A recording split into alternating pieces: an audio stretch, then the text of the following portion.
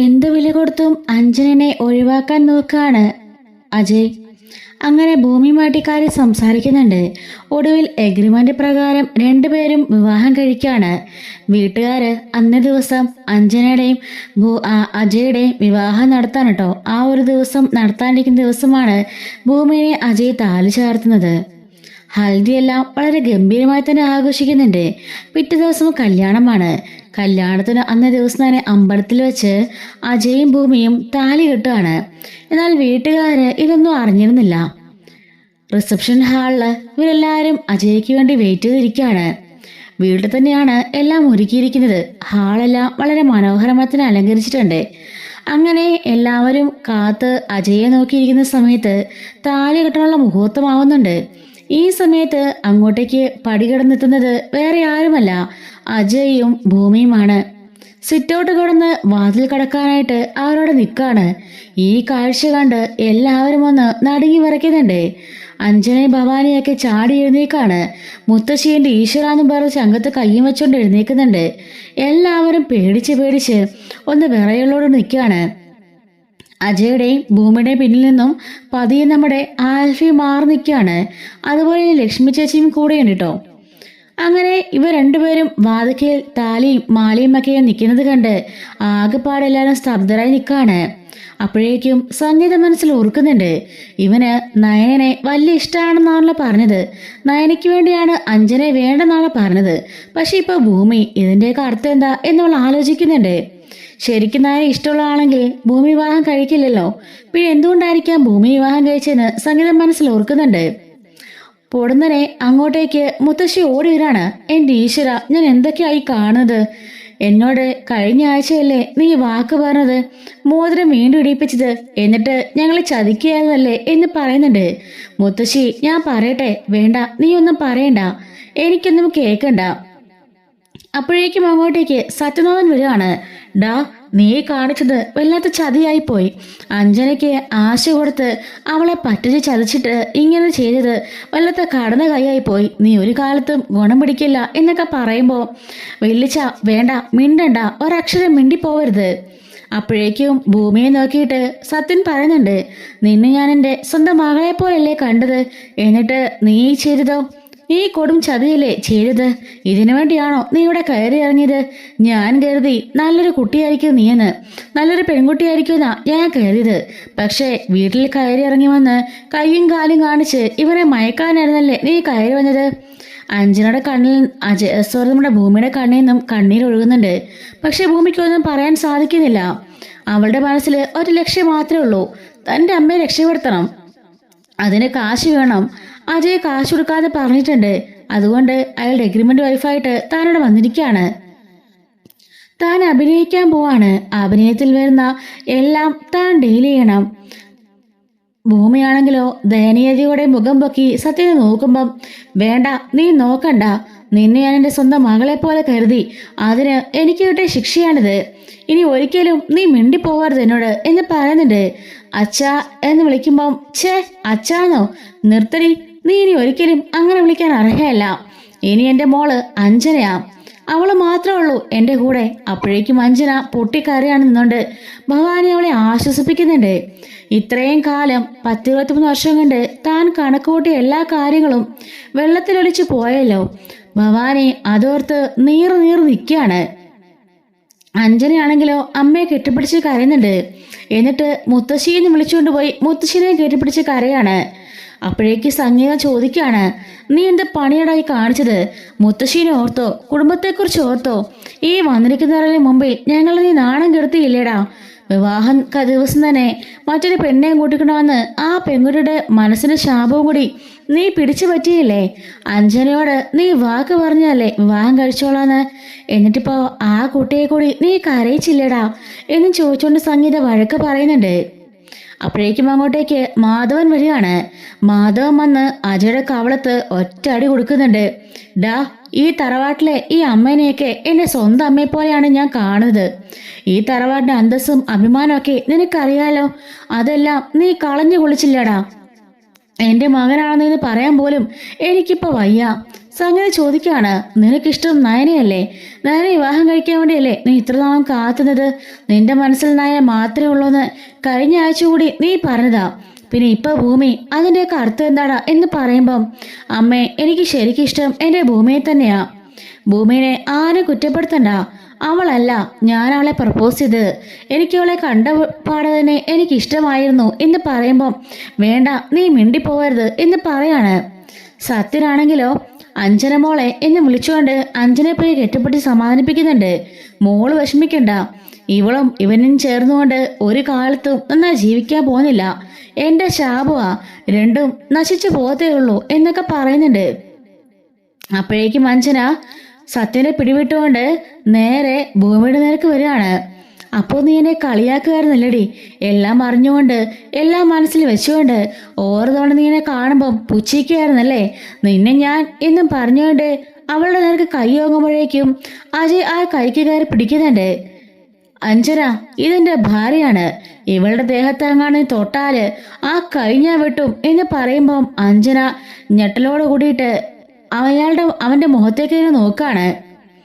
ഭവാനി പറയാണ്, കണ്ടോ, കണ്ടില്ലേ, ഇപ്പൊ എല്ലാവർക്കും സമാധാനമായില്ലേ?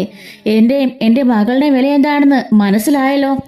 അപ്പൊ മുത്തശ്ശി പറയാണ്, ഭവാനി നീ ഈ വീടിന്റെ മരുമകളാ, പക്ഷെ ഞാനാണ് ഈ വീടിന്റെ മുത്തശ്ശി. എന്നിട്ട് എൻ്റെ വാക്കിന് എന്താ വിലയെന്ന് നീ ചിന്തിച്ചോ? എനിക്ക് ഇവൻ വാക്ക് തന്നല്ലേ വിവാഹം കഴിച്ചോളാന്ന്, അതുപോലും ഇവൻ അനുസരിച്ചില്ല എന്നൊക്കെ പറഞ്ഞുകൊണ്ട് മുത്തശ്ശിയും പറയാണ്. അനുപമ പറയുന്നുണ്ട്, ചേട്ടനോട് ഞാൻ ഒരുപാട് തവണ ചോദിച്ചതല്ലേ ആരെയെങ്കിലും ഇഷ്ടമുണ്ടെന്ന്, അപ്പോഴൊരു വാക്കെങ്കിലും അജയ്ക്ക് പറയായിരുന്നല്ലോ, എന്നിട്ട് എല്ലാം മറച്ചു വെച്ചില്ലേ? എന്നോടെങ്കിലും ഒരു വാക്ക് പറഞ്ഞിടായിരുന്നോ എന്ന് ചോദിക്കാണ്. അങ്ങനെ ആകെ മൊത്തത്തിൽ വല്ലാത്ത വിഷയമായിരിക്കാണ്. അങ്ങോട്ടും ഇങ്ങോട്ടും ചർച്ചയും ബഹളവും വഴക്കും ഒക്കെ. അങ്ങനെ അജയ് പറയുന്നുണ്ട്, അജയ് അമ്മയെന്ന് വിളിക്കുമ്പോൾ വേണ്ട നീ മിണ്ടണ്ട എന്ന് പറയാണ്. എന്നിട്ട് സംഗീത മുത്തശ്ശിയുടെ മുഖത്തേക്ക് നോക്കുന്നുണ്ട്. നീ എന്താടി നോക്കുന്നേ എന്ന് ചോദിക്കുമ്പോൾ ഒന്നും മിണ്ടുന്നില്ല. എന്താ, നിലവിളൊക്കെ എടുത്ത് രണ്ടുപേരെയും കൂടി ഇങ്ങോട്ടേക്ക് ആനയിക്കണമായിരിക്കും അല്ലേ? അത് ഇവിടെ നടക്കില്ല. ഈ വീട്ടില് ഇവളെ കയറ്റാൻ ഞാൻ സമ്മതിക്കില്ല. ഭൂമിനെ ഇങ്ങോട്ട് ഞാൻ കയറ്റില്ല. എൻ്റെ സ്വന്തം കൊച്ചുമോളെ പോലെയാ ഞാൻ അവളെ കണ്ടത്. ഏതൊരവസരത്തിലും അവളെ ഞാൻ വിട്ടുകളഞ്ഞില്ല. സ്വന്തം കൊച്ചുമോളെ പോലെ ഞാൻ സ്നേഹിച്ചു. അതിന് എനിക്ക് കിട്ടിയ മറുപടിയായത്. ഇപ്പം മനസ്സിലായില്ലേ, വേലി കിടക്കുന്ന ഒന്നിനെ എടുത്ത് തോളത്ത് വെക്കരുതെന്ന്? ഇതൊരു അനുഭവമാണ് എന്ന് മുത്തശ്ശി പറയുന്നുണ്ട്. ഇതെല്ലാം കേട്ടുകൊണ്ട് ഒരു അക്ഷരം പോലും മിണ്ടാതെ ഭൂമി കരഞ്ഞുകൊണ്ട് നിൽക്കുന്നതേ ഉള്ളൂ. അപ്പോൾ മുത്തശ്ശി പറയുന്നുണ്ട്, ഇവളെ ഇങ്ങോട്ടേക്ക് കയറ്റാൻ ഒരിക്കലും ഞാൻ സമ്മതിക്കില്ല. അപ്പോഴേക്കും സംഗീത അജയോട് പറയാണ്, മോനെ അകത്തേക്ക് കയറി വാ. എൻ്റെ ഭാര്യയ്ക്ക് സ്ഥലമില്ലാത്ത ഈ വീട്ടിലേക്ക് ഞാനും ഇല്ല. എൻ്റെ ഭാര്യ കയറുന്നുണ്ടെങ്കിൽ മാത്രമേ ഞാൻ ഈ വീട്ടിലേക്ക് കയറുള്ളൂ എന്ന് പറയുമ്പോഴേക്കും മുത്തശ്ശിയും മുത്തശ്ശിയും അതുപോലെ സത്യനുമൊക്കെ ഒന്ന് ഞെട്ടി നിൽക്കുകയാണ്. എന്നിട്ട് ഭൂമിയുടെ കയ്യും പിടിച്ച് ബാ ഭൂമി നമുക്ക് പോകാമെന്ന് പറഞ്ഞുകൊണ്ട് അജയ് പുറത്തേക്ക് ഇറങ്ങി പോകുന്നുണ്ട്. ആൽഫയും ലക്ഷ്മിയും പിന്നാലെ തന്നെ പോവാണ്. പുറത്തേക്ക് കുറച്ച് ദൂരം മാറി നിന്നിട്ട് അജയോട് ആൽഫി ചോദിക്കാണ്, അജയ് നീ എവിടെ പോവാനാ? ഇവിടെയല്ലേ താമസിക്കേണ്ടത്? ഇവിടുന്ന് മാറി താമസിക്കാൻ നിനക്ക് പറ്റുമോ? എടാ അതല്ല, എൻ്റെ അമ്മയുടെ സ്വഭാവം നിനക്കറിയാലോ. അമ്മ ഇപ്പോഴെ പറഞ്ഞ് കൺവിൻസ് ചെയ്ത് ഉറപ്പായും എന്നെ വിളിച്ചോണ്ട് പോകും. എൻ്റെ അമ്മ ഒരു പാവമല്ലേ, ഉറപ്പായും ഞങ്ങൾ തിരിച്ചു കയറ്റുമെന്ന് ഉറപ്പാ. അതുകൊണ്ട് നമുക്ക് വെയിറ്റ് ചെയ്യാം, പതി ഇവിടെ തന്നെ നിൽക്കാം എന്ന് പറയുന്നുണ്ട്. അപ്പോഴേക്കും അകത്ത് ഭയങ്കര സംഘർഷങ്ങളൊക്കെ നടക്കാണ്. ഭവാനി പറയുന്നുണ്ട്, ഇല്ല അവളെ ഇങ്ങോട്ടേക്ക് കയറ്റാൻ ഞാൻ സമ്മതിക്കില്ല. സത്യനും അത് തന്നെ പറയാണ്, ഭൂമിയെ ഇങ്ങോട്ടേക്ക് കയറ്റരുത്. അപ്പൊ മുത്തശ്ശി പറയുന്നുണ്ട്, അതെ അത് തന്നെയാ വേണ്ടത്. പഠിച്ച കള്ളി അവൾ, തള്ള ജയിലിലേക്ക് പോയി തന്തനെ കൊന്നിട്ട് ഇപ്പൊ ആരുമില്ലല്ലോ. അതുകൊണ്ട് ഈ സ്വത്ത് മുതലൊക്കെ കണ്ട് ആഗ്രഹിച്ച് അവൾ വന്നതായിരിക്കും.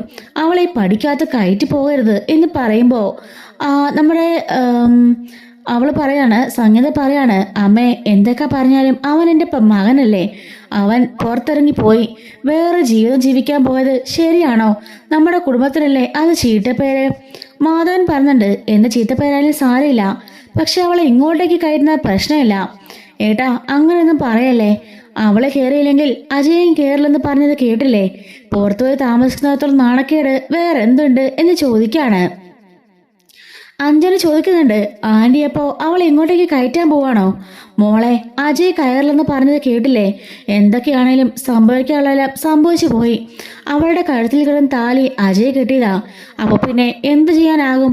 ഓഹോ, നിന്റെ തീരുമാനം അങ്ങനെയാണോ എന്ന് മുത്തശ്ശി ചോദിക്കുന്നുണ്ട്. അങ്ങനെയെങ്കിൽ അവനെ കൂട്ടിക്കൊണ്ടു വാ. പക്ഷേ ഞാനവിടെ ഉണ്ടാവില്ല. വേണ്ട മുത്തശ്ശി, വേണ്ടമ്മേ. അമ്മ എങ്ങോട്ടേക്കും പോകണ്ട. പോകേണ്ടവൾ ഞാനാ. ഞാൻ പോയിക്കോളാം. ഞാൻ നൊന്ത് പ്രസവിച്ച എൻ്റെ മകനായത്. അവൻ തെരുവിലേക്ക് ഇറങ്ങുന്നത് കണ്ടിട്ട് നോക്കി നിൽക്കാൻ എനിക്കാവില്ല. ഈ സൗഭാഗ്യപുരവൊന്നും എനിക്ക് വേണ്ട. എനിക്കെൻ്റെ മകനെ മാത്രം മതി എന്നും പറഞ്ഞുകൊണ്ട് നമ്മുടെ സംഗീത പുറത്തേക്ക് ഇറങ്ങാൻ തുടങ്ങുകയാണ്. മാധവൻ സംഗീത എന്ന് വിളിക്കുമ്പം, ഇല്ലേട്ടാ, എനിക്ക് വലുത് എൻ്റെ മകനാ. അവൻ താലി എടുക്കുന്നത് കണ്ട പെണ്ണാ അത്. അവൾ എത്ര കാര്യവും ആയിക്കോട്ടെ, പക്ഷെ ഇപ്പോൾ അവൻ്റെ ഭാര്യയാണ്.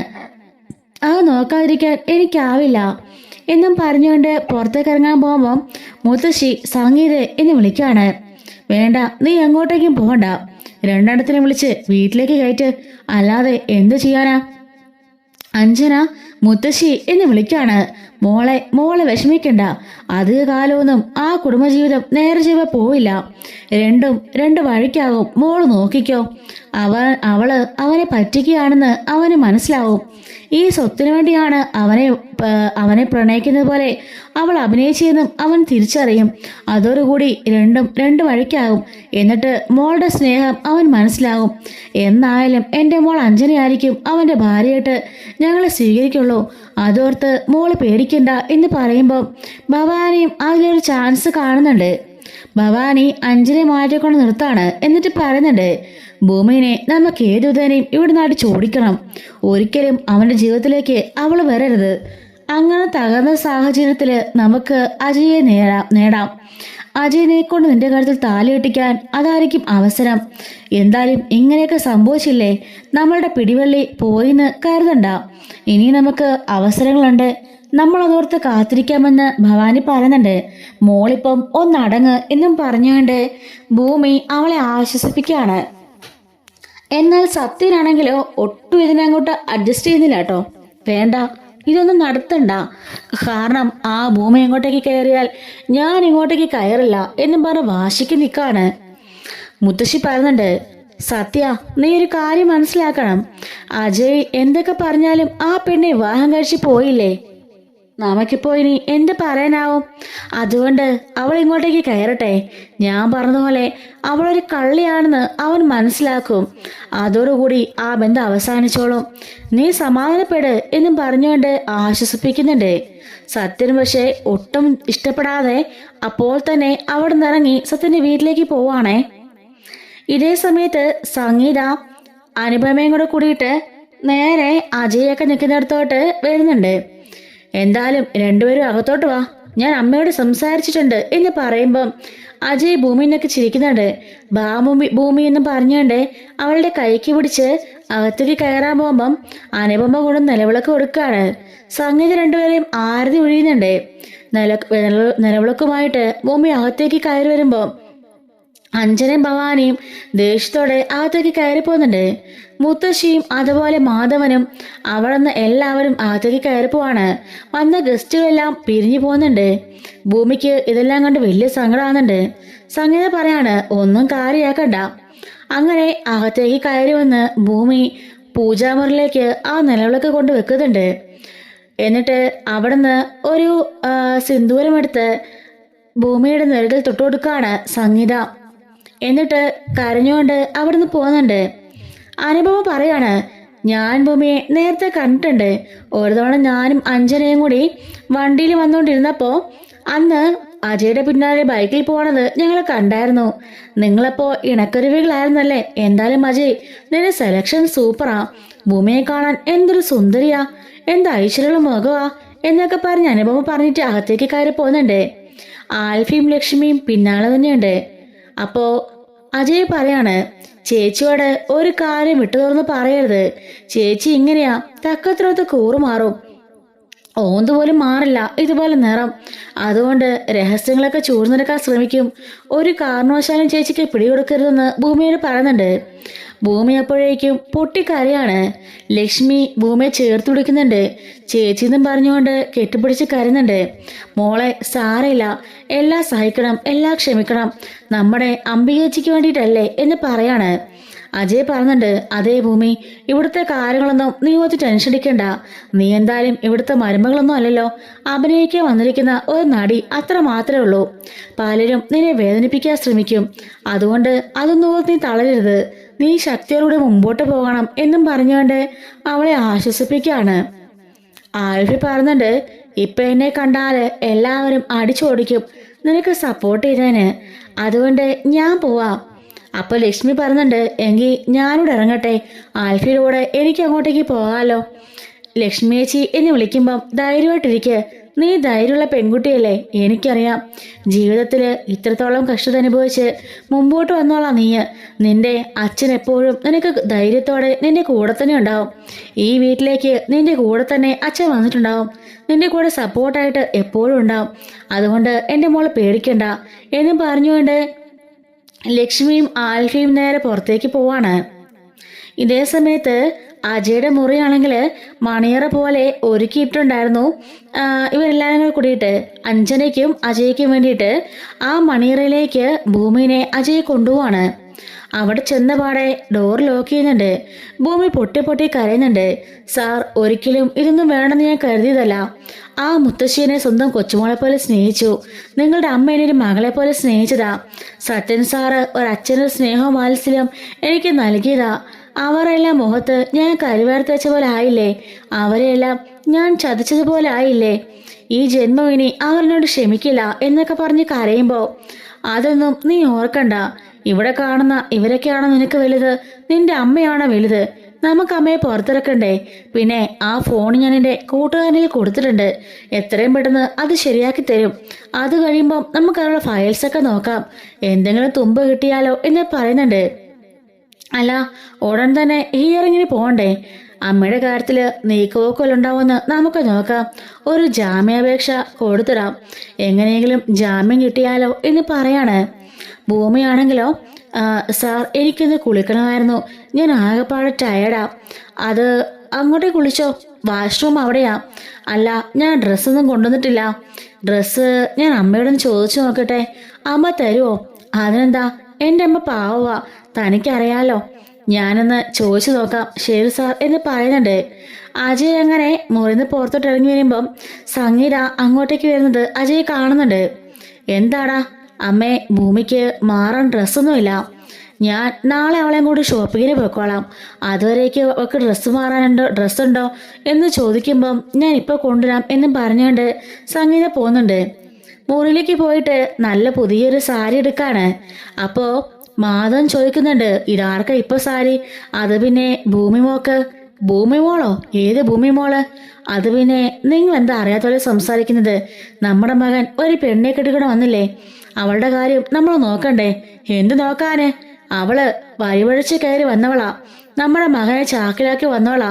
അവൾക്ക് ഒന്നും കൊടുക്കണ്ട എന്നും വെച്ച് ഉടുത്തു മാറാൻ ഡ്രസ്സ് കൊടുക്കണ്ടേ? എന്തൊക്കെ പറഞ്ഞാലും നമ്മുടെ മകന്റെ ഭാര്യയാണ് ഇനി അവള്. അതുകൊണ്ട് അവളെ സ്വീകരിച്ചേ പറ്റുള്ളൂ.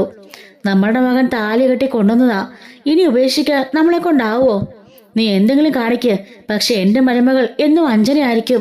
മുത്തശ്ശി പറഞ്ഞതുപോലെ അവളെ തല്ലിപ്പിരിഞ്ഞ് ഇവിടുന്ന് പോകും.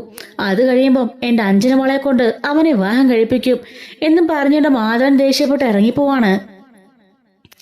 ഈ സമയം അവളാണെങ്കിലോ അവിടുന്ന് സംഗീത പുതിയൊരു സാരി എടുക്കാണ്. മാച്ചിങ് ആയിട്ടുള്ള ഒരു ബ്ലൗസ് എടുക്കുന്നുണ്ട്. പക്ഷേ ആ ബ്ലൗസ് സംഗീതയുടെ വലിപ്പത്തിലുള്ള വലിയൊരു ബ്ലൗസായിരുന്നു തയ്പ്പിച്ച് വെച്ചിരുന്നത്. അതുകൊണ്ട് തന്നെ എന്ത് ചെയ്യണം നോർക്കാണ്. അങ്ങോട്ടേക്ക് അനുഭവം വരുന്നുണ്ട്. എന്താമേ, എന്താ പ്രശ്നം? അല്ല, ഉടുത്തു മാറാനായിട്ട് ഭൂമിക്ക് കുറച്ച് ഡ്രസ്സുകൾ വേണമെന്ന് പറഞ്ഞു. സാരിയുണ്ട്, പക്ഷെ എൻ്റെ ബ്ലൗസ് ചേരില്ല. അമ്മേ, കല്യാണത്തിന് വേണ്ടി ഞാൻ മാറ്റിവെച്ച 2 ജോഡി ഡ്രസ്സുണ്ടല്ലോ, അതിൽ പുതിയൊരു സാരിയുടെ ബ്ലൗസ് ഉണ്ട്, അത് കൊടുക്കാം. പിന്നെ എൻ്റെ ബാക്കി ഡ്രസ്സുകളെല്ലാം കുറച്ച് ഉപയോഗിക്കാത്ത ഇരിപ്പുണ്ട്, പുതിയതെടുത്തതെല്ലാം ഇരിപ്പുണ്ട്, ഞാൻ കൊടുത്തോളാം. ആണോ? എങ്കിൽ ഇങ്ങ് താന്ന് പറയാണ്.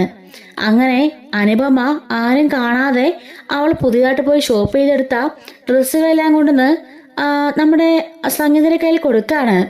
ഇതൊന്നും ഞാൻ ഇട്ടതല്ല, ഇതിൽ ചുരിദാറും ഇന്നേഴ്സും അതുപോലെ സാരിയും എല്ലാം ഉണ്ട്, ഭൂമിക്ക് കൊടുത്തോ അമ്മേ, ആരും കാണണ്ട എന്ന് പറയാണ്. അങ്ങനെ സംഗീതം കൊണ്ട് നേരെ അജയുടെ മുറിലേക്ക് ചെല്ലുന്നുണ്ട്. അജയും ഭൂമിയും കട്ടിലിരുന്നുകൊണ്ട് കേസിന്റെ കാര്യത്തോട് സംസാരിക്കായിരിക്കും. അജയ് പോയി ഡോർ തുറക്കാണ്. സംഗീത അകത്തേക്ക് കയറി വരുന്നുണ്ട്. ഡോർ ലോക്കിയാണ്. എന്നിട്ട് ഭൂമിയുടെ നേർക്കൊണ്ടെന്ന് ആ ഒരു കവർ നീട്ടുന്നുണ്ട്. ഭൂമി ഇത് വാങ്ങിക്കാണ്. ഇത് യൂസ് ചെയ്ത ഡ്രസ്സല്ല, എൻ്റെ പുതിയ സാരിയും മാച്ചിങ് ആയിട്ട് അനുപമയുടെ ബ്ലൗസും ഉണ്ട്. പിന്നെ അനുപമ ഷോപ്പ് ചെയ്ത കുറച്ച് ഉപയോഗിക്കാത്ത പുതിയ ഡ്രസ്സുകളും ഉണ്ട്. അതെല്ലാം നിനക്ക് ഉപയോഗിക്കാം എന്ന് പറയുമ്പം താങ്ക്സ് അമ്മേ എന്ന് പറയുമ്പം വേണ്ട, എന്നെ അമ്മയിൽ നിന്നും വിളിക്കണ്ട, അതിനുള്ള അർഹതയൊന്നും നിനക്കില്ല, നിന്നെ ഒരുപാട് ഞാൻ സ്നേഹിച്ചതാ, പക്ഷേ എന്നെ ചതിച്ച് ഇങ്ങനെ ചതി ചെയ്യുന്ന ഒരിക്കലും കരുതിയില്ല എന്നും പറഞ്ഞുകൊണ്ട് സംഗീത അവിടുന്ന് പോകാനൊരുങ്ങുമ്പം അജയ് അമ്മേ എന്നും പറഞ്ഞുകൊണ്ട് കയ്യിൽ പിടിക്കുകയാണ്. കൈ ഇവിടെ തട്ടി മാറ്റിയിട്ട് നിനക്കിഷ്ടം നയനയല്ലേ, ഇപ്പോഴും ആ ഫോട്ടോ അവിടെ തന്നെ ഉണ്ടല്ലോ, കഴിഞ്ഞ ആഴ്ച കൂടി കരഞ്ഞുകൊണ്ട് നീ പറഞ്ഞതല്ലേ നീ സ്നേഹിക്കുന്ന നയനയാണെന്ന്, പിന്നിപ്പോ ഇവളെ കെട്ടിക്കൊണ്ടെന്നതിന് അർത്ഥം എന്താ? ഇവളെ നീ സ്നേഹമില്ലെങ്കിൽ പിന്നെ നയനെക്കുറിച്ച് എന്തിനാ പറഞ്ഞത്? സത്യം പറ, എന്താ അതിനുള്ള കള്ളക്കളി എന്ന് ചോദിക്കുമ്പോൾ കള്ളക്കളിയോ? എന്താ അമ്മേത്? എനിക്കിഷ്ടം ഭൂമിയായിരുന്നു, പക്ഷേ ഭൂമി എന്ന് പറഞ്ഞാൽ ഇവിടെ ആരും സമ്മതിക്കില്ല. ഇവളൊരു ചായക്കടക്കാരി ആയതുകൊണ്ട് ആരും ഒരു താല്പര്യം കാണിക്കില്ല. പിന്നെ ഇവളുടെ അമ്മ ജയിലല്ലേ, അച്ഛൻ മരിച്ചതേ ഉള്ളൂ. ഈ കാരണങ്ങളൊക്കെ പറഞ്ഞുകൊണ്ട് എല്ലാവരും കല്യാണത്തിൽ നിന്ന് ഒഴിഞ്ഞു മാറും. അതുപോലെ ഭൂമിയെ ചിലപ്പം എല്ലാവരും കൂടി വേദനിപ്പിക്കുകയും ചെയ്യും. അതുകൊണ്ടാ ഭൂമിയുടെ കാര്യം ഞാൻ ആരോടും പറയാതിരുന്നത്. അതാമേ സത്യം എന്ന് പറയുമ്പോൾ ശരി ആയിക്കോട്ടെ എന്നും പറഞ്ഞുകൊണ്ട് അവളോടൊന്ന് പോവാണ്. ഭൂമി ഇന്നോർത്ത് നീ വിഷമിക്കണ്ട, ദാ ടവല് പോയി കുളിച്ചിട്ട് വാ, ഡ്രസ്സും മാറിക്കോ എന്ന് പറയാണ്. അങ്ങനെ സംഗീത കൊടുത്ത പുതിയ സാരിയും ബ്ലൗസും ഒക്കെ അണിഞ്ഞ് ഭൂമി പുറത്തേക്ക് ഇറങ്ങി വരുന്നുണ്ട്. ഭൂമിയുടെ ആ സൗന്ദര്യം കണ്ട് അജയ് ഒന്ന് നോക്കി നിൽക്കുകയാണ്. പെട്ടെന്ന് അജയ് ഓക്കെ ആയോ എന്ന് ചോദിക്കുമ്പം ഓക്കെ ആണ് സാർ എന്ന് പറയുന്നുണ്ട്. കഴിക്കാനും കുടിക്കാനും ഞാൻ ഇതിലൊന്ന് റെഡിയാക്കാം. അയ്യോ സാർ ഇപ്പോൾ ഒന്നും വേണ്ട, എനിക്ക് വിശക്കുന്നില്ല. എടോ രാവിലെ നമ്മൾ വീട്ടിൽ നിന്ന് ഇറങ്ങിയതാ, ഇപ്പോൾ വൈകുന്നേരം കഴിഞ്ഞു, ഇത്രയും നേരമായിട്ട് ഞാനും നീയും ഒന്നും കഴിച്ചിട്ടില്ല. ഇവിടെയുള്ള ആരും ആ തിരക്കൊന്നുമില്ല. ഇനി കുറച്ചു കാലത്തേക്ക് അങ്ങനെയൊക്കെ ആയിരിക്കും. നമ്മുടെ വിശപ്പ് മാറാൻ നമ്മൾ നോക്കിയേ പറ്റുള്ളൂ. പെട്ടെന്നാണ് ഡോറും പൊട്ടുന്ന സൗണ്ട് കേട്ട് അജയ് പോയി തുറന്നു നോക്കുന്നത്. നോക്കുമ്പോഴേക്കും സംഗീത 2 പ്ലേറ്റില് ഭക്ഷണമൊക്കെ ആയിട്ട് കയറി വന്നിരിക്കുകയാണ്. എന്നിട്ട് കഥക് ലോക്ക് ചെയ്യുന്നുണ്ട്. അതെ, പുറത്തേക്കൊന്നും ഇറങ്ങണ്ട, രണ്ടുപേരും ഈ ഭക്ഷണം കഴിച്ചിട്ട് പ്ലേറ്റ് ഇവിടെ തന്നെ വെച്ചാൽ മതി. അവിടെ വാഷ് ബേസിൻ ഉണ്ടല്ലോ, അവിടെ പോയി കൈ കഴിയാൽ മതി. പുറത്തേക്ക് ഭക്ഷണം കഴിച്ചൊന്നും ആരും അറിയാൻ വേണ്ട. ഞാൻ അങ്ങോട്ട് തന്നറിഞ്ഞാലേ അത് മതി പിന്നെ ഇവിടെ ഭൂകമ്പം ഉണ്ടാക്കാൻ എന്ന് പറഞ്ഞിട്ട് പുറത്തേക്ക് പോവാണ്. അപ്പോഴേക്കും അജയ് പറയുന്നുണ്ട്, കണ്ടോ എൻ്റെ അമ്മയുടെ സ്നേഹം കണ്ടോ, ഇങ്ങനെയാ എൻ്റെ അമ്മ, പാവം. ദാ കഴിക്ക് ഭൂമി എന്ന് പറയാണ്. രണ്ടുപേരും കൂടി ആ മുറിയിലിരുന്ന് ഭക്ഷണം കഴിക്കുന്നുണ്ട്. അജയുടെ വിവാഹത്തിന് വേണ്ടി തയ്യാറാക്കിയ ഭക്ഷണമായിരുന്നു അത്. രണ്ടുപേരും കഴിക്കണം വയറു നിറച്ച്. എന്നിട്ട് പ്ലേറ്റോടെ കഴുകി വെക്കാണ് ഭൂമി. രണ്ടുപേരും കൈയും മുഖമൊക്കെ കഴുകിയിട്ട് കട്ടിൽ തന്നെ വന്നിരിക്കുന്നുണ്ട്. അല്ല സാർ, ഇവിടെ തന്നെ ഇങ്ങനെ ഇരുന്നാൽ മതിയോ? എന്താ അടുത്ത പ്ലാൻ? നമുക്ക് കേസ് അന്വേഷിക്കണ്ടേ? എടോ, താഴ്ന്ന് ബഹളം വെക്കാതെ അന്വേഷിക്കാം. ഞാൻ അന്വേഷിക്കുന്നതെന്നാണോ തന്റെ വിചാരം? ഞാൻ നോക്കുന്നുണ്ട്, എന്തെങ്കിലും തുമ്പ് കിട്ടണ്ടേ? എല്ലാം തന്റെ അമ്മയ്ക്ക് എതിരാ. ആകെപ്പാടിനി പ്രതീക്ഷയുള്ളത് ആ ഫോൺ മാത്രമാ. നിക്ക്, ഞാൻ അവിടുന്ന് വിളിച്ചു നോക്കട്ടെ. അജയുടെ ഫ്രണ്ടിനെ അജയ് കോള് ചെയ്യാണ്. എന്നിട്ട് ചോദിക്കുന്നുണ്ട്, എന്തായി ആ ഫോണിന്റെ കാര്യം? അജയ്, ഞാൻ നോക്കുന്നേ ഉള്ളൂ. ഇത് കുറച്ച് ദിവസം വെള്ളത്തിൽ കിടന്നതല്ലേ, അതുകൊണ്ട് ബോർഡൊക്കെ കംപ്ലീറ്റ് അടിച്ചു പോയിരിക്കാം. ഞാനൊന്ന് നോക്കട്ടെ, മാക്സിമം ട്രൈ ചെയ്യാം എന്നും പറഞ്ഞുകൊണ്ട് ഫോൺ കട്ടാക്കാണ്. അവൻ പറഞ്ഞത് കേട്ടല്ലോ, മാക്സിമം ട്രൈ ചെയ്യുന്നുണ്ട്, അവനതിൽ എക്സ്പേർട്ടാ, അവൻ ശരിയാക്കിക്കോളും. അങ്ങനെ സംഗീത വന്ന് പ്ലേറ്റ് എടുത്തുകൊണ്ട് പോവാണേ. അങ്ങനെ നേരം സന്ധ്യ ആവുന്നുണ്ട്. രണ്ടുപേരും പുറത്തേക്ക് പോലും ഇറങ്ങുന്നില്ല. അങ്ങനെ രാത്രിയാവുന്നുണ്ട്. ഈ സമയത്ത് അജയ് ഭൂമിയോട് പറയാണ്, നമ്മൾക്ക് രണ്ടുപേർക്കും ഒരു കട്ടിൽ ഷെയർ ചെയ്യുന്നുണ്ട്, തനിക്ക് കുഴപ്പമുണ്ടോ? അതോ താഴെ കിടക്കണമെങ്കിൽ ഞാൻ വേറെ ബെഡ് സെറ്റ് ചെയ്യാം? അയ്യോ, അതൊന്നും വേണ്ട സാർ, ഈ ബെഡ് തന്നെ നമുക്ക് ഷെയർ ചെയ്താൽ പോരെ? ഇത്രയും വലിയ ബെഡല്ലേ, എനിക്കെന്നിൽ നല്ല കോൺഫിഡൻസ് ഉണ്ട്. പിന്നെ എഗ്രിമെന്റ് റൂൾസ് ഒന്നും സാർ തെറ്റിക്കാതിരുന്നാൽ മതി. ഹേയ്, ഞാനങ്ങനെ തെറ്റിക്കില്ല, താൻ പേടിക്കണ്ട. ഞാൻ വേണമെങ്കിൽ വേറെ ബെഡ് അറേഞ്ച് ചെയ്യാം, തനിക്ക് വേണമെങ്കിൽ തറയിൽ കിടക്കാം. ഞാൻ തറയിൽ കിടക്കാനോ? ആള് കൊള്ളാലോ. അല്ലെങ്കിൽ ഞാൻ കിടന്നാ മതിയോ? സാറേ, അതാ ഞാൻ പറഞ്ഞത്, നമുക്ക് ഒരു വീടിന് ഷെയർ ചെയ്യാം, അപ്പോൾ കുഴപ്പമില്ലല്ലോ എന്ന് പറയാണ്. അപ്പോൾ അജയ് പറയുന്നുണ്ട്, ഇല്ല അത് ശരിയാവില്ല, ഞാനൊരു കാര്യം ചെയ്യാം, ആരും അറിയാതെ ഞാനൊരു ബെഡ് സംഘടിപ്പിക്കാം എന്നും പറഞ്ഞുകൊണ്ട് അജയ് പോയിട്ട് അവിടെല്ലാം തപ്പിപ്പറക്കിക്കൊണ്ട് ഒരു ബെഡും സെറ്റ് ചെയ്തുകൊണ്ട് വരുന്നുണ്ട്. ആരും കാണാതെ ഒളിച്ച് കട്ടിനടിക്കൊണ്ടെന്ന് ആ ബെഡ് വെക്കാണ്. അങ്ങനെ ഇവ രാത്രി കിടക്കാനൊക്കെയുള്ള ഒരുക്കത്തിലാണ്. ഈ സമയത്ത് എന്തായാലും മണിയറൊക്കെ അലങ്കരിച്ചിരിക്കുകയാണല്ലോ. അഞ്ജനയും ഭവാനിയും കൂടി മുറിലിരിക്കുകയാണ്. അഞ്ജന ഭയങ്കര കരച്ചിലാ. അപ്പൊ ഭവാനി പറയുന്നുണ്ട്, നീ വിഷമിക്കാതെ, ഒന്നും കഴിഞ്ഞു പോയിട്ടില്ല. എന്ത് കഴിഞ്ഞു പോയിട്ടില്ലെന്ന് അമ്മ കണ്ടില്ലേ? അവളെയും കൂട്ടി അജയ് കയറി വന്നില്ലേ? ഇപ്പോൾ അജയുടെ ഭാര്യയാണ് ഭൂമി. ഇന്നലെ വരെ ചായക്കടക്കാരിയായിരുന്ന അവൾ ഇന്നിപ്പോ അജയുടെ മണിയറയിലാ. ഞാനായിരുന്നു ഇന്ന് ആ സ്ഥാനത്ത് വേണ്ടത്. അതിന് പകരം അവൾ. എനിക്കിത് സഹിക്കാനാവുന്നില്ല. എല്ലാവരുടെ മുമ്പിൽ ഞാൻ നാണം കിട്ടില്ലാമേ എന്ന് ചോദിച്ചുകൊണ്ട് കരയുമ്പോൾ, മോള് പേടിക്കാതെ, ഇത് അധികകാലമൊന്നും നീണ്ടു പോയില്ല. ഭൂമി അവനെ കറക്കിയെടുത്തെന്നുള്ള കാര്യം നമുക്ക് ഉറപ്പല്ലേ? അവൾക്കിപ്പോ ആരും ഇല്ലല്ലോ. അതുകൊണ്ട് തന്നെ അവള് ഒരു പ്രൊട്ടക്ഷന് വേണ്ടി ഇങ്ങോട്ടേക്ക് കയറിയതാ. അവള് കള്ളിയാണെന്ന് നമ്മൾ തെളിയിക്കും. അവളൊന്ന് കാശിന് വേണ്ടിയാണെന്ന് നമ്മൾ പറഞ്ഞു പരത്തും. അതുപോലെ അവളുടെ സ്വഭാവദൂഷ്യം ഉണ്ടെന്നൊക്കെ പറഞ്ഞ് നമ്മളോടെല്ലാം പറഞ്ഞു പരത്തി അവളെ വീട്ടിൽ നിന്ന് അടിച്ചിറക്കും. അതൊക്കെ സംഭവിക്കുമോമേ? അതിനു മുമ്പേ അവൾ ഗർഭിണിയാവുകയോ ഒരു കൊച്ചുണ്ടാവുകയോ ചെയ്താലോ?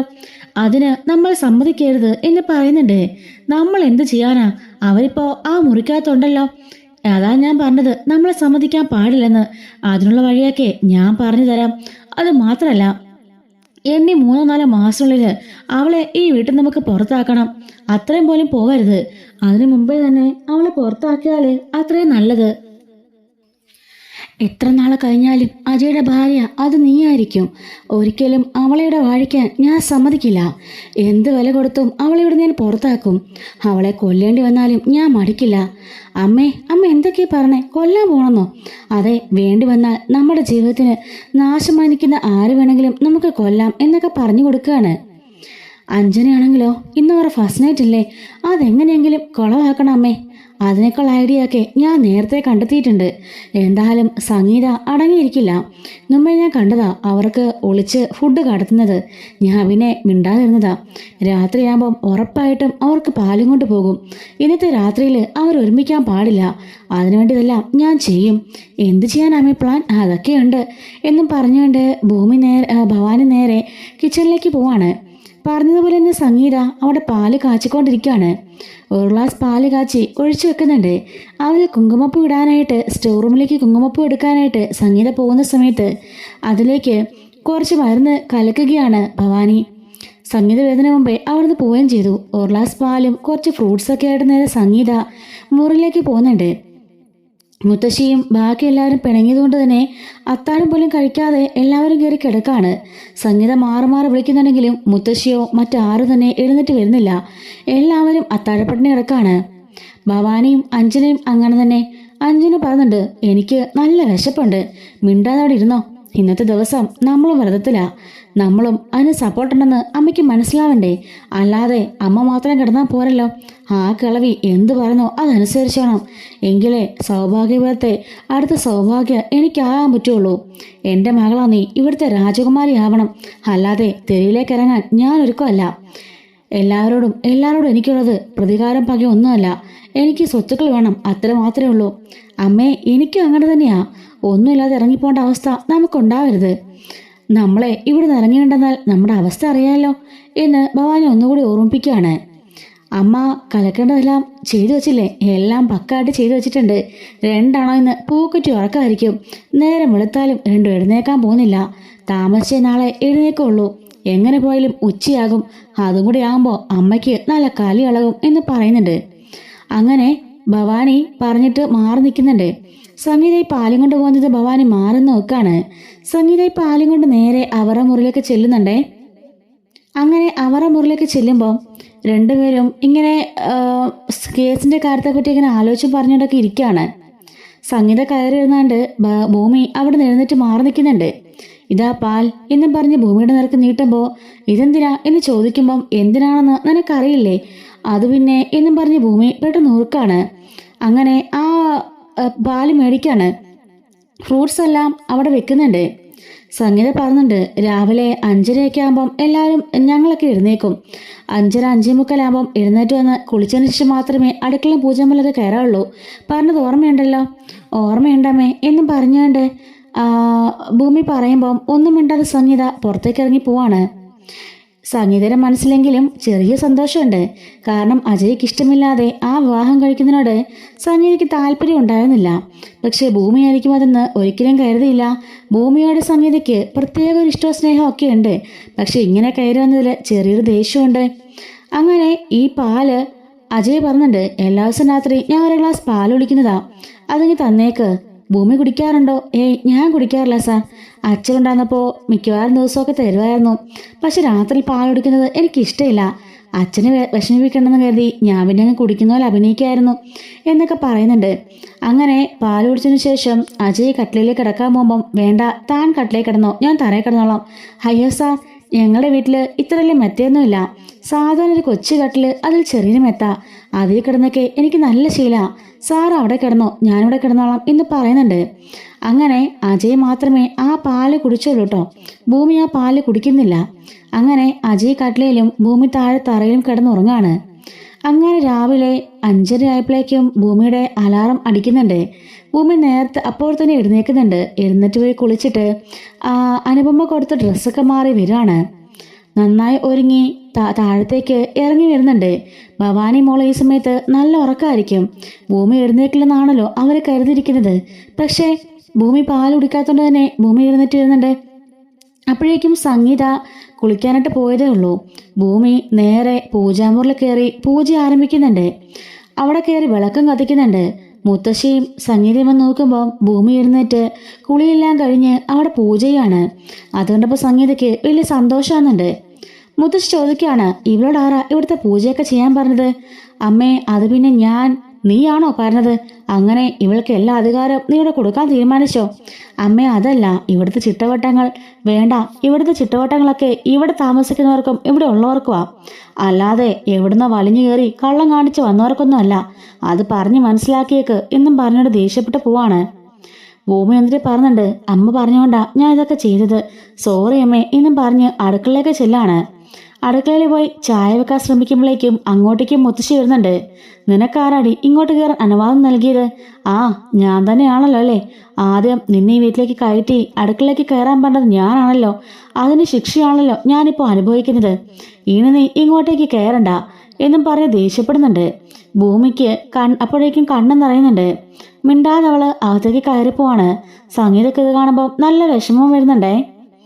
അങ്ങനെ പോയിട്ട് സാറെന്ന് പറഞ്ഞുകൊണ്ട് ഭൂമി വിളിക്കുന്നുണ്ടെങ്കിലും അജയ് എഴുന്നേൽക്കുന്നില്ല.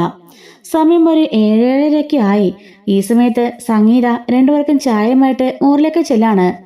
ഈ സമയം ഭൂമി അവിടെ ഇരുന്നുകൊണ്ട് എന്തൊക്കെ എഴുതിക്കൊണ്ടിരിക്കുകയാണ്. അവളുടെ കേസിന്റെ കാര്യമൊക്കെയാണ്. സംഗീത ചോദിക്കുകയാണ്, അജയ് ഇതുവരെ എഴുന്നേറ്റില്ലേ? ഇല്ലമ്മേ, ഞാൻ കുറെ വിളിച്ചു, എഴുന്നേൽക്കുന്നില്ല. സമയം 7:30 കഴിഞ്ഞല്ലോ.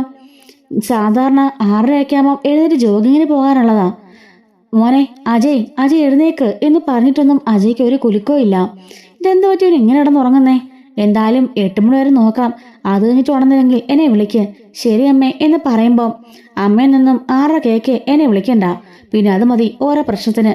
മുത്തശ്ശി ഒതുങ്ങുന്നത് വരെ അടുക്കളയിലേക്ക് കയറണ്ട എന്നൊരു ദേഷ്യഭാവത്തിൽ പറഞ്ഞുകൊണ്ട് അവിടുന്ന് നമ്മുടെ സംഗീത പോവാണേ. അങ്ങനെ 8 മണിയും കഴിഞ്ഞു, 8:30യും കഴിഞ്ഞു. ഭൂമി വിളിച്ചിട്ടൊന്നും തന്നെ അവർ എഴുന്നേൽക്കുന്നില്ല. ഈ സമയത്ത് ഭവാനി വന്നിട്ട് സംഗീത ചോദിക്കാണ്, നിന്റെ മരുമകൾ ഇതുവരെ എഴുന്നേറ്റില്ലേ? അവൾ എഴുന്നേറ്റല്ലോ. രാവിലെ 5:30 ആയപ്പോൾ എഴുന്നേറ്റ് വന്ന് പൂജാമുലക്കറി വിളക്ക് കത്തിച്ചു. കുളിയെല്ലാം കഴിഞ്ഞ് അടുക്കളയ്ക്ക് വന്നു. പക്ഷെ അമ്മ അടുക്കള കയറ്റിയില്ല. അവൾ എഴുന്നേറ്റുന്നോ? രാവിലെ നേരത്തെയോ? അതെ, നേരത്തെ എഴുന്നേറ്റു. എന്താ ഭവാനി? ഏയ് ഒന്നുമില്ല. അല്ല, അജയ് എവിടെ? അജയ് ഇതുവരെ എഴുന്നേറ്റിട്ടില്ല. കുറെ വിളിച്ചു, എഴുന്നേൽക്കുന്നില്ല. എന്തു പറ്റിയെന്ന് അറിയില്ല.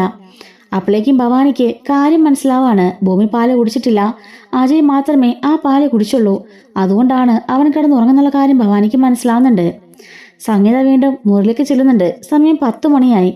ബ്രേക്ക്ഫാസ്റ്റ് കഴിക്കാൻ വിളിച്ചിട്ട് പോലും അജയ് എഴുന്നേൽക്കുന്നില്ല. അങ്ങനെ നമ്മുടെ സംഗീതയാണെങ്കിൽ കുറച്ച് വെള്ളം കൊണ്ടുവന്ന് അവൻ്റെ മുഖത്തേക്ക് തളിക്കുന്നുണ്ട്. എന്നിട്ടും കണ്ണുകളും തുറക്കാൻ വയ്യാതെ വലിച്ചു തുറക്കാണ്. എടാ, നീ എന്ത് കിടപ്പായി കിടക്കുന്നേ? സമയം 10 മണിയായി. അമ്മേ, എനിക്ക് കണ്ണു തുറക്കാനാവുന്നില്ല. എന്തോ തലയ്ക്കൊരു ഭാരം പോലെ, വല്ലാത്ത ക്ഷീണം എന്ന് പറയാണ്. അപ്പോഴേക്ക് സംഗീത ഭൂമിയെ നോക്കാണ്. ഭൂമി ഒന്നും മിണ്ടാതെ തലകുനിക്കുന്നുണ്ട് കേട്ടോ. അപ്പോൾ അജയ് പറയുന്നുണ്ട്, ഇന്നലെ രാത്രിയിൽ ആ പാൽ കുടിച്ച് മാത്രമേ എനിക്ക് ഓർമ്മയുള്ളൂ. പെട്ടെന്ന് തന്നെ ബോധം കിട്ടതുപോലെ ഞാൻ ഉറങ്ങിപ്പോവായിരുന്നു. ഭൂമി, നീ അപ്പം പാല് കുടിച്ചില്ലേ? ഇല്ല, ഞാൻ പാല് കുടിക്കാറില്ല. അപ്പോൾ നീ മാത്രമേ പാല് കുടിച്ചുള്ളൂ? അതെ, ഞാൻ മാത്രമേ കുടിച്ചുള്ളമ്മേ. അത് കുടിച്ച പാടെ എനിക്ക് അറിഞ്ഞൂടാ, ഞാൻ നന്നായി കിടന്ന് ഉറങ്ങിപ്പോയി. പിന്നെ എനിക്ക് കണ്ണുപോലും തുറക്കാൻ പറ്റുന്നില്ല. സാരമില്ല, നീ പോയി എന്നെ കുളിക്ക്, അപ്പോഴേക്കും മാറിക്കോളും. എന്നിട്ട് ഭൂമിയോട് ചോദിക്കുകയാണ്, അപ്പോൾ ഇന്നലെ നിങ്ങൾ ഫസ്റ്റ് നൈറ്റ് നടത്തിയില്ലേ? ഇല്ലമ്മേ എന്ന് പറയുന്നുണ്ട്. പാല് കുടിച്ച ഉടനെയാണോ അവനങ്ങനെ സംഭവിച്ചത്? അതെ, എന്താണെന്നറിയില്ല. ഞാൻ പിന്നെ പെട്ടെന്ന് നടന്നങ്ങ് ഉറങ്ങി, അതുകൊണ്ട് ഞാനൊന്നും അറിഞ്ഞില്ല എന്നും പറഞ്ഞിട്ട് സംഗീത പറയാണ്, പെട്ടെന്ന് കുളിച്ചിട്ട് അവൻ്റെ റെഡിയാവാൻ പറ. അങ്ങനെ സംഗീത താഴേക്ക് പോവാണ്. ഭൂമി കുളി കഴിഞ്ഞ് ഇറങ്ങി വന്നിട്ട് റെഡിയാവുന്നുണ്ട്. ആ പാല് കുടിച്ചപ്പോൾ തൊട്ടേ എനിക്കെന്തോ ഒരു ബുദ്ധിമുട്ട് പോലെ ഫീൽ ചെയ്തു. ആ പാലില് എന്തോ ഉണ്ടെന്ന് എൻ്റെ സംശയം. പാലിവിടെ ആരെന്ത് കലക്കാനാ സാർ? പറയാൻ പറ്റില്ല. ആർക്കെങ്കിലും നമ്മുടെ ശത്രുത ഉണ്ടെങ്കിലോ? അഞ്ജനനെ വിശ്വസിക്കാൻ പറ്റില്ലല്ലോ. എന്താ നമ്മളോടുള്ള ശത്രുത കാരണം എന്തെങ്കിലും കലക്കിയതാണെങ്കിലോ? അതുകൊണ്ടായിരിക്കാം എനിക്കിങ്ങനെ ഉറക്കം. ദേ ഇപ്പോഴും എൻ്റെ കണ്ണടഞ്ഞു പോയിക്കൊണ്ടിരിക്കുക, അതുപോലെ ഉറക്കക്ഷീണം. ഓഫീസിലേക്ക് പോകാനാണെങ്കിലോ ഇന്ന് വൈകിയും പോയി എന്ന് പറഞ്ഞ് പെട്ടെന്ന് ഒരുങ്ങുന്നുണ്ട്. അങ്ങനെ ബ്രേക്ക്ഫാസ്റ്റ് കഴിക്കാൻ വേണ്ടി താഴേക്ക് ചെല്ലാണ്. ഭൂമിയും താഴേക്ക് വരുന്നുണ്ട്. അപ്പോഴേക്കും ഡൈനിങ് ടേബിളിൽ ഭവാനിയും മകളും മുത്തശ്ശിയും അതുപോലെ മാധവനും എല്ലാവരും ഇരിക്കുകയാണ്. ഭൂമി അങ്ങോട്ടേക്ക് ഇറങ്ങി വരുന്ന കാണുമ്പോഴേക്കും മുത്തശ്ശി അവിടുന്ന് എഴുന്നേറ്റ് പോകുന്നുണ്ട്. അപ്പോഴേക്കും പിന്നാലെ തന്നെ അനുപമയും ഭവാനിയും അഞ്ജനയും മാധവനും എല്ലാവരും എഴുന്നേറ്റ് പോവാണ്. അത് കാണുമ്പോൾ ഭൂമിക്ക് സങ്കടം വരുന്നുണ്ട്. അപ്പോഴേക്കും ഭൂമിയെ അവിടെ പിടിച്ചിരുത്തുകയാണ് അജയും ഇരിക്കുന്നുണ്ട്. ഭൂമി, കുറച്ചു ദിവസത്തിന് ഇവിടെ ഇങ്ങനെയൊക്കെ ആയിരിക്കും, നീ ഒന്ന് അഡ്ജസ്റ്റ് ചെയ്താൽ മതി. കുറച്ചു ദിവസം കഴിയുമ്പം എല്ലാം മാറിക്കോളും. അങ്ങനെ അജയും ഭൂമിയും കൂടി അവിടെ ഇരുന്ന് ആഹാരം കഴിക്കുന്നുണ്ട്. സംഗീത ചോദിക്കുകയാണ്, അല്ല മോള് ഒരുങ്ങി എങ്ങോട്ടാ? അത് പിന്നെ എനിക്ക് കടയിലേക്ക് പോകണം. കടയിലേക്ക് പോകാനോ? അതൊന്നും പറ്റില്ല. അയ്യോ അമ്മേ, എനിക്കത് മുടക്കാൻ പറ്റില്ല. അപ്പോഴേക്കും അജയ് പറയാണ്, ഭൂമി, ഇന്ന് കല്യാണം കഴിഞ്ഞിട്ടുള്ള ആദ്യ ദിവസമല്ലേ, നീ ഇന്നിവിടെ നിൽക്ക്, നാളെ തൊട്ട് പോകാം എന്നും പറഞ്ഞ് ഭൂമിയെ ആശ്വസിപ്പിക്കുന്നുണ്ട്. ഭൂമിക്കാണെങ്കിലോ പേടിയാണ്. അജയും കൂടെ പോയി കഴിഞ്ഞാൽ ഒറ്റയ്ക്ക് താനോടെ നിൽക്കണ്ടേ? പിന്നെയും എന്തെങ്കിലും പ്രശ്നങ്ങൾ ഉണ്ടായില്ലെന്നോർത്ത് അവൾക്ക് നല്ല പേടിയുണ്ട്. എങ്കിലും അജയ് പറഞ്ഞനുസരിച്ച് ഭൂമി എന്നാൾ സ്റ്റേ ചെയ്യാണ്. ലക്ഷ്മിയച്ചോട് ഞാൻ പറഞ്ഞോളാം എന്നും പറഞ്ഞുകൊണ്ട് അവിടുന്ന് അജയ് പോവാണേ.